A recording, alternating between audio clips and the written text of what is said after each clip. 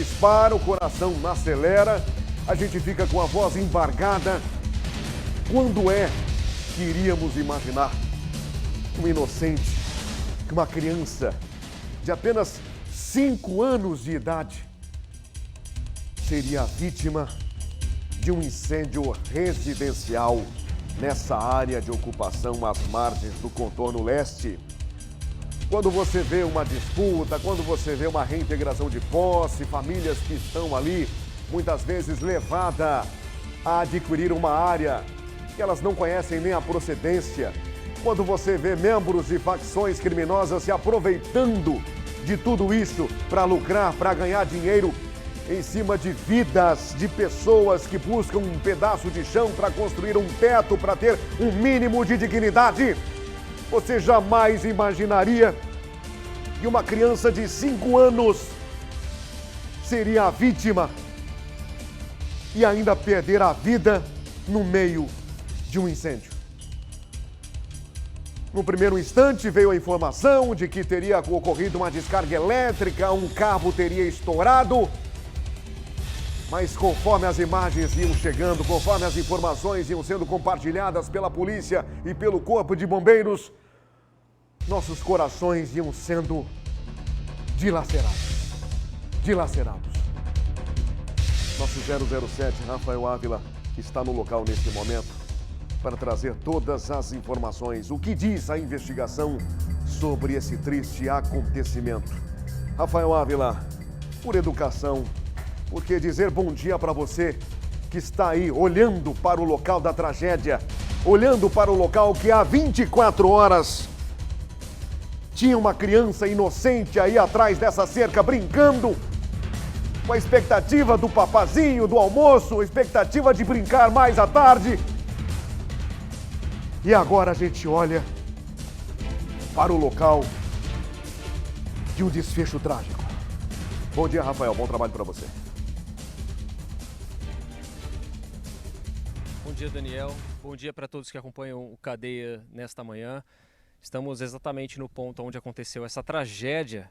Na hora do almoço, ontem, foi por volta de 12h30, 1h, bem próximo mesmo do horário que nós estamos atingindo, como você bem disse. Local muito triste, como as imagens falam por si, a Rua da Bondade, onde fica essa casa nesse assentamento Lula Brasil 2. E como você também bem lembrou, fica às margens do contorno leste.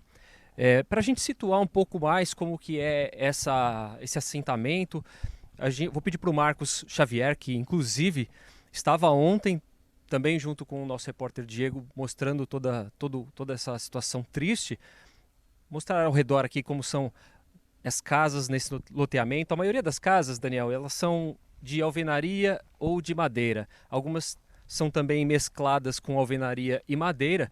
A casa onde morava o Davi Lucas com a sua mãe e o seu padrasto era de madeira, mas algumas outras casas são tão modestas quanto. E inflamável, né? Esse é o grande risco que tem aqui. Conversei bastante com uma das vizinhas e fica bem próximo aqui dessa esquina, a residência, fica um lote depois da esquina com a Rua São Valentim do loteamento. E essa vizinha disse que é um loteamento muito tranquilo, viu, Daniel? Os moradores, poucos moradores, aliás, estão durante o dia no loteamento porque a maioria deles sai para trabalhar.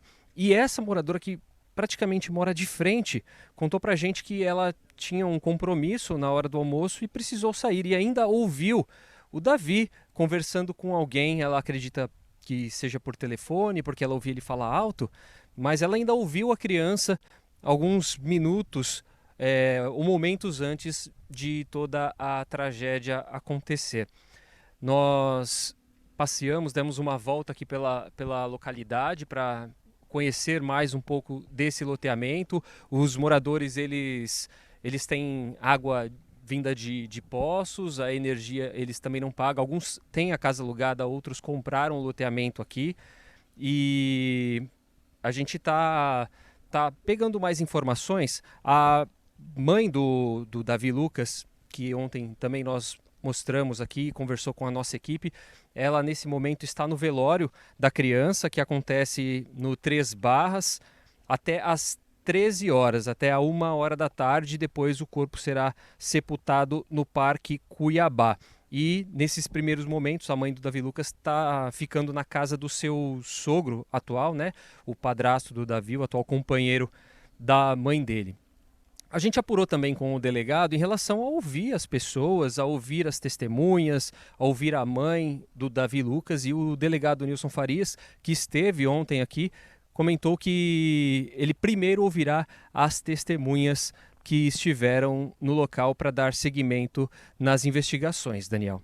Ontem, então, como eu disse, a nossa equipe esteve aqui durante esse rescaldo do incêndio, conversou com a mãe do Davi após a tragédia, conversou com o delegado sobre esses primeiros momentos aí desse incêndio que acabou com esse triste caso da morte do Davi, que estava na casa carbonizado. A matéria é do Diego Rodrigues. Bairro Lula Brasil 2, Rua da Bondade.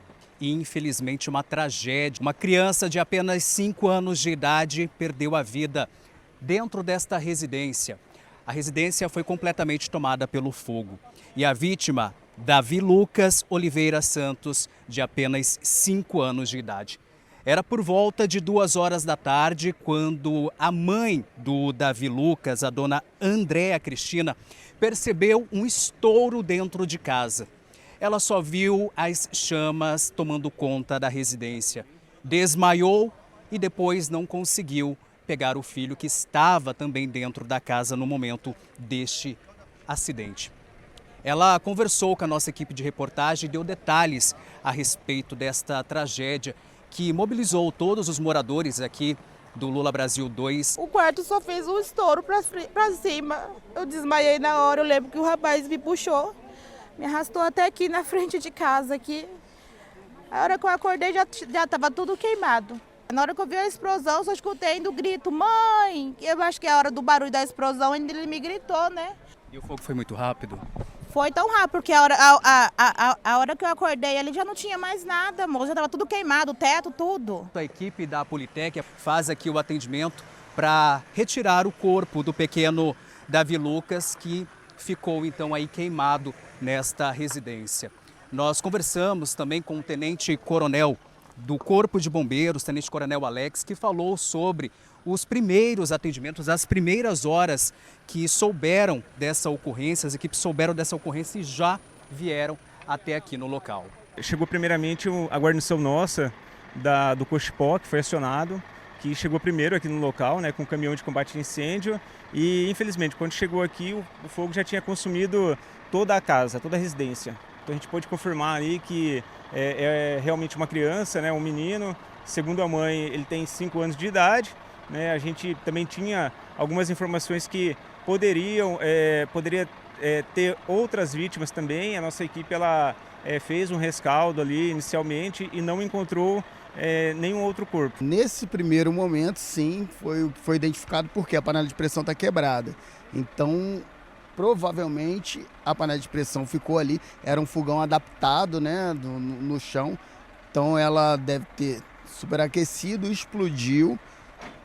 Num primeiro momento, a perícia informa que esse menino ele se escondeu atrás da geladeira.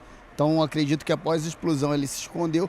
Porém, como a casa pegou fogo, ele não conseguiu sair dali. E a mãe, por sua vez, que estava em outro cômodo, ela diz que teve um mal súbito, caiu e alguém tirou ela de casa. Isso vai ser analisado também.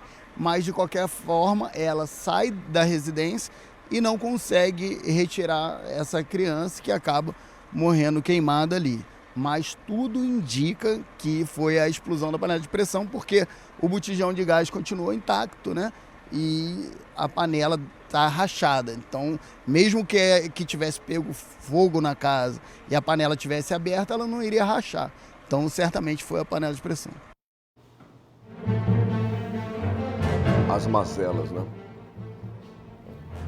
As fatalidades desse mundo. Olha que menino bonito, gente. Cheio de vida, né? Olha que espertinho. Isso aí devia aprontar, né? Devia aprontar muito. Mas nesse momento, está nos braços do Criador. O anjinho que foi levado para os braços do Pai. E acidentes com panela de pressão são mais comuns que a gente pode imaginar. Comuns. Eu comprei uma panela de pressão novinha, tirei da caixa lá em casa. Fomos preparar o almoço de fim de semana. A panela explodiu. A panela explodiu. Se as minhas crianças estivessem ali na cozinha tomando água, teria acertado os meus filhos. A panela de pressão explodiu. Já aconteceu também na minha infância, na fazenda, 2, 3 panelas de pressão ali no forno, a lenha, e de repente só o barulho, só o pipoco. E a explosão de uma panela de pressão. Gente, dependendo do que tiver na panela, pega fogo no teto, pega fogo na parede, espalha feijão, no caso se for feijão, se for carne suína, espalha para todo lado e onde bate a banha, o fogo se alastra. Pega no teto, pega na parede e se for de madeira, né, a depender da estrutura da casa, o incêndio se espalha muito rápido. E é essa a informação. A mãe estaria num estado de pânico, ela estaria num desespero, e a pessoa, quando está de frente para o desespero, de frente para a morte iminente, ela pensa na sua vida, na vida dos seus, mas ela não tem condições de raciocinar. Às vezes a pessoa está do lado dela, chamando, tentando socorrer, e ela não consegue pensar, não consegue raciocinar. Ela fica ali canalizada só, observando o sinistro, a destruição. E quando os bombeiros conseguiram ali apagar as chamas, que o delegado chegou com toda a equipe, a perícia fotografou, viu que a panela estava toda destruída, a panela de pressão, ela estava com abertura na lateral. E você percebe que, de fato, foi uma explosão muito grande. A partir da explosão, como eu disse, é questão de segundos até o fogo se espalhar pela casa. A informação preliminar dá conta que esse menininho ainda teria se escondido atrás de um móvel, de uma geladeira, não ficou muito claro exatamente onde ele tentou se esconder, tadinho, inocente, diante do fogo, diante da situação desesperadora, enquanto esperava ali algum adulto para tentar resgatar. Olha, eu não consigo nem imaginar. Eu não consigo nem imaginar. Ainda mais porque eu também tenho um pequenininho. E olha esse aí com 5 anos, hein? 5 anos. E nesse momento a família está reunida para o velório lá no bairro Três Barras, né? No bairro Três Barras. Que Deus abençoe essa mãe que vive nesse momento as fases do luto, da negação, da incredulidade, de não saber nem como se posicionar. Cada um reage de uma forma diante do sinistro. Cada um reage de uma forma. Tem gente que na frente de uma situação desesperadora começa a sorrir de nervoso, não sabe como reagir. Outros choram, se desesperam, outros se debatem, outros gritam. Cada um reage de um jeito. Então, para essa família que nos acompanha nesse momento, para o pessoal do bairro Três Barras aí, nossos sentimentos, né?